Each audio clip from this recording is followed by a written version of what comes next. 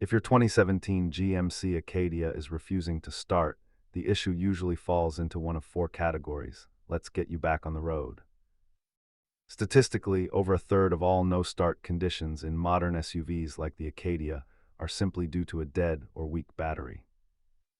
Before you call a tow truck, follow this systematic diagnostic path to find the culprit. Start by ensuring the vehicle is in park and the battery terminals are tight and free of corrosion. If the battery is good, the starter motor or the fuel pump relay are the next most likely suspects.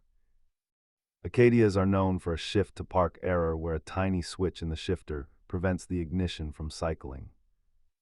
Simple electrical cleaning is a great DIY task, but internal engine sensors usually require a professional scan tool.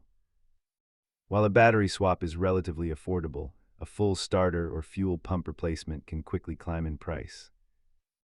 If the basics fail, use an OBD-I scanner to see if the computer is reporting a specific sensor failure. Keep a basic toolkit and a portable jump starter in your trunk to avoid being stranded. Remember, start with the simplest solutions first. Cleaning a dirty connection costs nothing and often fixes the problem. If these steps helped you get your Acadia started, hit the like button and subscribe for more automotive troubleshooting.